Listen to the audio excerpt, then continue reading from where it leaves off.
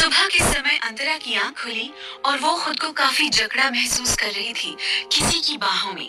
अंतरा ने अपनी आंखें पूरी तरह से खोलते हुए सामने देखा तो दानिश उसे अपनी बाहों में कसकर जकड़े सो रहा था। वहीं दक्ष दानिश के सीने से लगा उसको पकड़े सो रहा था। अंतरा उन दोनों को प्यार से देखने लगी और फिर कुछ देर तक यूं ही देखने के बाद अंतरा खुद को दानिश की बाहों से अलग करके गहरी सांस लेती है और उन दोनों को कवर करके बेड से उठ गई और सीधे वॉशरूम में चली गई। अंतरा फ्रेश होकर वॉशरूम से बाहर आई और क्लोजेट में चली गई। वो फिर रेडी होकर बाहर निकली तो उसने बेड पर अपनी नजर डाली जहां अभी दानिश और दक्ष दोनों सो रहे थे, जिसे देखकर अंतरा स्माइल करते हुए फिर रूम से बाहर निकल गई। कुछ देर बाद अंतरा किचन में कॉफी बना रही थी और ब्रेकफास्ट रेडी कर रही थी।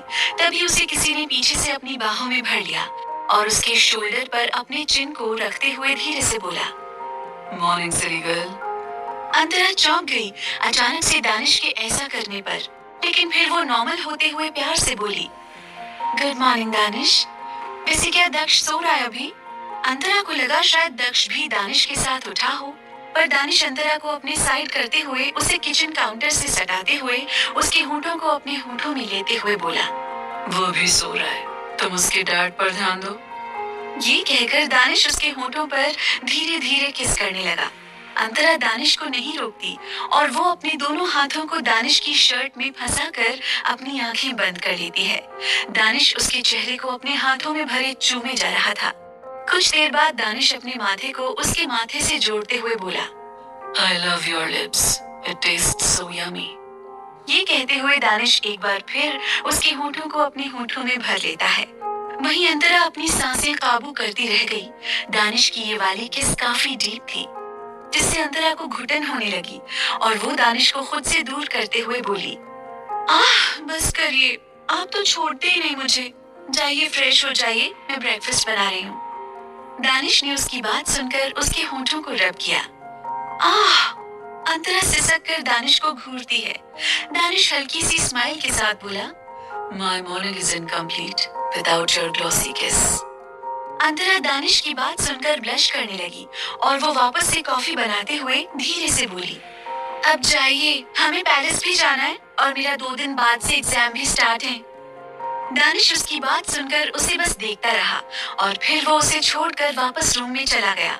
उसके जाने के बाद अंतरा ने धीरे से खुद के होंठों को टच किया और उसके चेहरे पर स्माइल आ गई और वो खुद से बोली, मैं इनसे प्यार करती हूँ, क्या मुझे इनसे ये बात बता देनी चाहिए? ये सोचते हुए अंतरा वापस से बोली, पर क्या ये भी मुझसे प्यार करते हैं? मुझे तो आज तक नहीं पता चला, और चले भी कैसे? इन्होंने कभी कहा भी कहाँ है? हमेशा तो बोरिंग जैसे रहते हैं, कुछ वैसा जताते भी नहीं। ये सोचते हुए अंतरा का मुंह बुरा सा बन गया और फिर वो कुछ डिसाइड करते हुए बोली, उनका तो पता नहीं, पर मुझे अपना तो पता है ना कि मैं उनसे प्यार करती हूँ, तो फिर मैं ये बात उनसे कह दूंगी, अच्छा मौका देखकर। ये सही है। ये कहते हुए अंतरा स्माइल करने लगी। उसने सोच लिया था कि वो दानिश से जल्द अब अपना लव कन्फेशन कर देगी। वहीं कुछ ही देर में दानिश बिजनेस सूट में रेडी होकर दक्ष को अपनी गोद में लिए नीचे आया। दक्ष अभी अभी सोकर उठा था और उसे अभी अंतरा चाहिए थी, जिस वजह से वो अब रोना शुरू कर चुका था। दानिश उसे घूरते हुए डाइनिंग एरिया की तरफ आते हुए बोला, just shut your little mouth. तुम्हें अब मेरी आदत डालनी होगी, क्योंकि उसके ज्यादा करीब मैं तुम्हें रहने नहीं दूंगा, इसलिए रोना बंद करो।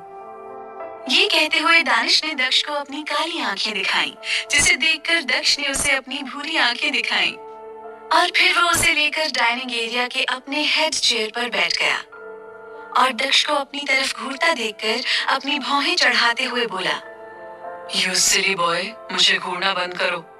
ये कहते हुए दानिश दक्ष को बुरी तरह घूरता है। तभी अंतरा ब्रेकफास्ट डाइनिंग टेबल पर सजाते हुए उन दोनों को ऐसे देखकर बोली, आप दोनों सुबह सुबह भी ऐसे शुरू हो जाते हैं, और आप अपने ही बेटे से इतना क्यों जलते हैं? वो भी बच्चा है, लाइए मुझे दीजिए उसे। अंतरा इतना कहते हुए दक्ष को अपनी गोद में ले लेती है। वहीं दानिश कॉफी मग अपने हाथ में लेते हुए इमोशनलेस आवाज में बोला, ये मेरा बेटा है, इसे तुम सीधा समझने की गलती मत करना, ये मुझे अभी से ही टेढ़ा नजर आता है। ये कहकर दानिश दक्ष को घूरता है, जो इस समय अंतरा की गोद में लेटा अब चुप था। और दानिश को फुल टशन दे रहा था। अंतरा ये सुनकर फिर दानिश से बोली, क्या आप भी दानिश? मेरा बेटा बहुत शरीफ है, बिल्कुल मेरी तरह। उसे आप जैसा टेढ़ा मैं कभी बनने ही नहीं दूंगी। आप परेशान मत हो। अंतरा की बात सुनकर दानिश उसे तीखी नजरों से देखने लगा, तो अंतरा अपने दांत दिखाते हुए अपनी चाय पीने लगी। वहीं दानिश ब्रेकफास्ट करते हुए दोनों को घूर रहा था। कुछ देर बाद अंतरा ने दक्ष को रेडी किया। जैसा कि डॉक्टर ने मना किया था कि दक्ष को कुछ दिन नहीं नहलाया जाएगा, जिस वजह से अंतरा ने उसे वाइप से क्लीन किया और उसे रेडी करके दवा भी खिला दी और फिर उसे लेकर नीचे आई। दानिश उस समय कॉल पर था, जिस वजह से अंतरा वहीं चुपचाप जाकर खड़ी हो गई। दानिश कुछ ही देर में कॉल कट करके पीछे मुड़ा और अंतरा के हाथ को पकड़कर उसे फार्म हाउस से बाहर ले गया। दानिश ने उन दोनों को कार में बैठाया और कार खुद ड्राइव करते हुए पैलेस के लिए निकल गया। थोड़ी देर में उनकी कार पैलेस के बाहर आकर रुकी। दानिश उन दोनों को वहीं ड्रॉप करके ऑफिस के लिए निकल गया। अंतरा दक्ष को लेकर फिर पैलेस के अंदर आई तो इस समय सभी हॉल में बैठे थे और उन दोनों को देखकर सब काफी खुश हो गए और बिपाशा जी दक्ष को अपनी गोद में लेते हुए अंतरा से बोली, बेटा दानिश ऑफिस चला गया क्या? अंतरा प्यार से हाँ में सर हिलाकर बोली, जी माँ, वो ऑफिस चले गए और हमें यहाँ छोड़ दिया। उसकी बात पर सभी हाँ में सर हिलाते हैं। तभी अंतरा का फोन रिंग हुआ और अंतरा ने कॉल देखा, श्रेया का कॉल था। अंतरा सभी से कहकर कॉल साइड में जाकर पिक करती है तो उधर से श्रेया बोली, यार अंतरा कहाँ हो तुम? आज एडमिट कार्ड मिल रहा है कॉलेज में, तुम आ रही हो ना? अंतरा ये सुनकर याद करते हुए बोली, ओह हाँ मुझे याद आया, मैं आती हूँ, तुम वहीं रहना।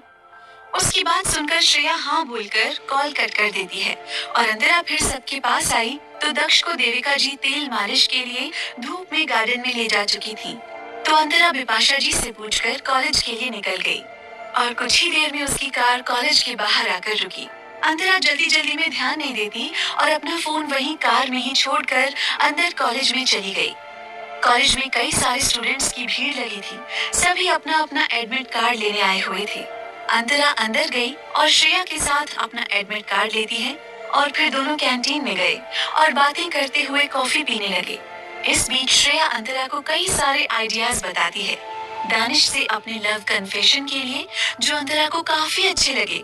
और फिर तभी श्रेया को उसके डैड का कॉल आया और श्रेया अंतरा को बाय बोलकर वहाँ से चली गई और अंतरा भी कॉलेज से बाहर निकल आई। उसने सोचा कि वो कॉल करके ड्राइवर को बुला ले, जिस वजह से वो अपना फोन खोजने लगी, पर फोन उसके पास नहीं था। उसे याद आया कि वो उसे कार में ही भूल आई है, जिस वजह से अंतरा खुद ही पार्किंग एरिया में आई। वहाँ थोड़ा अंधेरा था।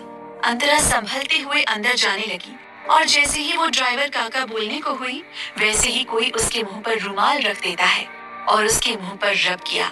अंतरा अपने हाथ पैर चलाते हुए कुछ ही देर में बेहोश हो गई और कोई इंसान उसे अपने साथ कार में बिठाकर वहां से लेकर चला गया। वहीं अंतरा की कार का ड्राइवर, जो काफी देर से अंतरा के कॉल का इंतजार कर रहा था, जब अंतरा अपने बताए गए समय पर नहीं आती तो ड्राइवर खुद कार लेकर कॉलेज के गेट पे आ गया और आसपास देखने लगा। अभी तक स्टूडेंट्स कॉलेज से बाहर निकल रहे थे। ड्राइवर कार से निकलकर बाहर अंतरा के इंतजार में खड़ा हो गया और काफी देर हो जाने के बाद भी अंतरा नहीं आई। ड्राइवर को अब ये देखकर कुछ सही नहीं लगा और वो तुरंत पहले कंफर्म होने के लिए कॉलेज के अंदर अंतरा के बारे में पता करने चला गया।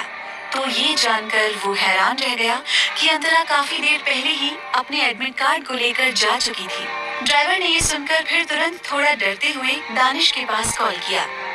दानिश उस समय अपने ऑफिस में था और वो एक मीटिंग अटेंड कर रहा था। उसके सामने कुछ टर्किश डीलर्स बैठे हुए थे और दानिश उनसे अपने एरोगेंट स्टाइल में डील कर रहा था। इस समय उनका कोई डील साइन हो रहा था। तभी दानिश का फोन रिंग हुआ। दानिश का चेहरा कठोर हो गया और वो डिस्टर्बेंस को देखकर अपने कॉल को शिवम को जैसे ही देने को हुआ, वो फोन में नाम देखकर रुक गया और खुद सबसे एक्सक्यूज करके ग्लास डोर के पास कॉल को पिक करते हुए चला गया। ऋतिक उन टर्किश डीलर्स को हैंडल करने लगा। वहीं दानिश कॉल पिक करते हुए गंभीर आवाज में बोला, क्या बात है? उधर से ड्राइवर हकलाते हुए जवाब देता है, बॉस वो मैडम मिल नहीं रही। हालांकि वो कॉलेज से काफी देर पहले ही निकल गई थी, पर वो अभी तक कार तक नहीं आई और इसलिए मुझे आखिर में आपके पास कॉल करना पड़ा। दानिश की पकड़ फोन पर कस गई ये बात सुनकर, और वो अपनी ठंडी आवाज में बोला, अगर उसे कुछ भी हुआ तो तुम अपनी जान अपने हाथ से लोगे। Remember that.